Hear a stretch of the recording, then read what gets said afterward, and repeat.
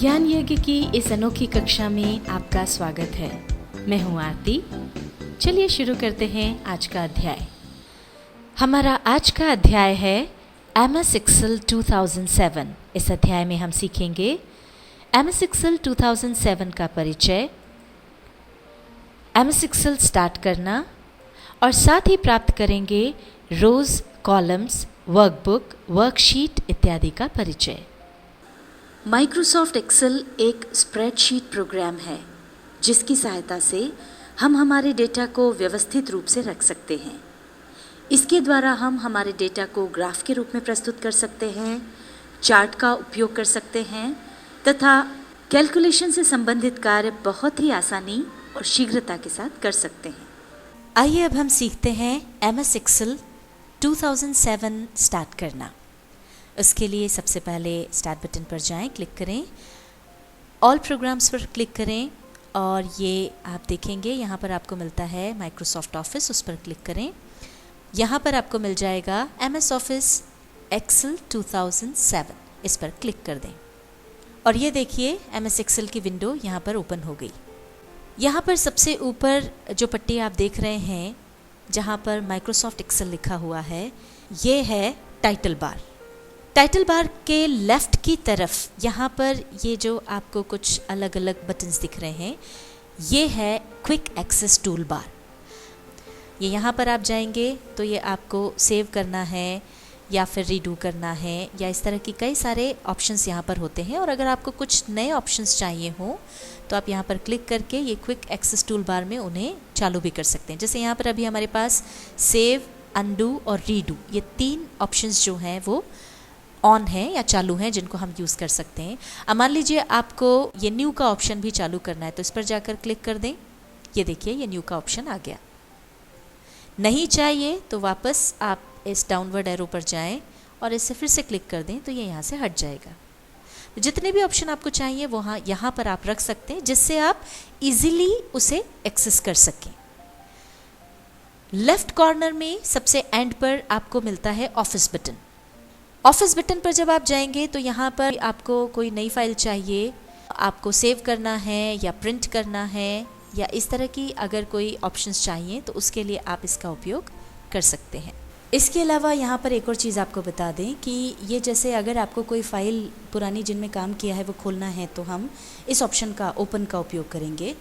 पर जैसे ही आप ऑफिस बटन को क्लिक करेंगे तो जिन डॉक्यूमेंट्स पर आपने हाल ही में काम किया है, जिन फाइल्स पर आपने हाल ही में काम किया है, उनकी लिस्ट आपको यहाँ पर खुली हुई मिल जाएगी। रिसेंट डॉक्यूमेंट आपको अगर नहीं चाहिए, कोई बहुत पहले किया हुआ काम चाहिए तो फिर आप ये ओपन ऑप्शन का उपयोग कर सकते हैं। और अगर हाल ही में जो काम आप कर रहे हैं तो वो आपको यहीं मिल जाएंगे और यहीं से आप उन्हें खोल सकते हैं। जैसे ये रिसेंट डॉक्यूमेंट में हमारे पास एक है, यहीं से आपने इसको क्लिक किया तो ये खुल जाएगा। अब टाइटल बार के नीचे ये जो हम देख रहे हैं, ये पूरा जो पट्टा है ये कहलाता है बिल्डिंग ब्लॉक टैब।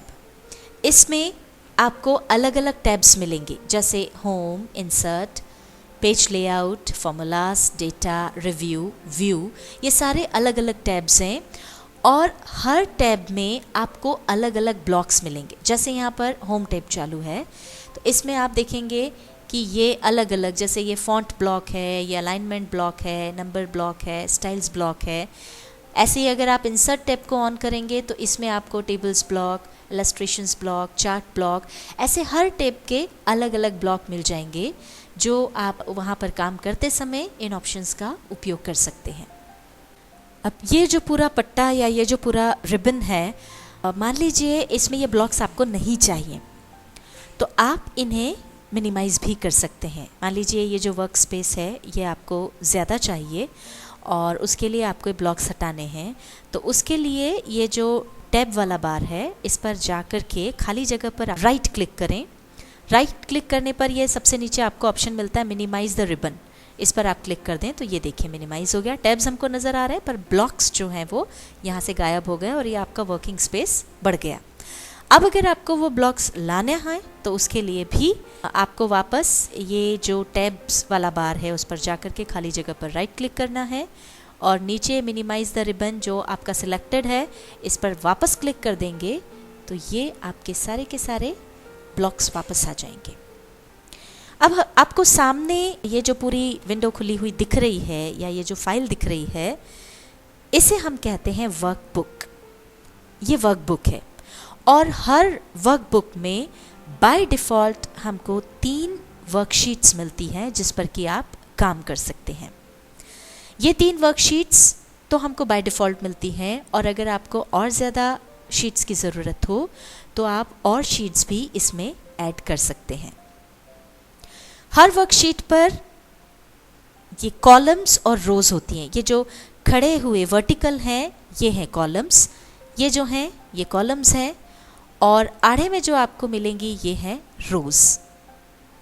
यहाँ पर हम आपको बता दें कि एक वर्कशीट में ये जो कॉलम्स होते हैं ये होते हैं 16,384 और जो रोज़ होती हैं वो होती हैं 10,48,576।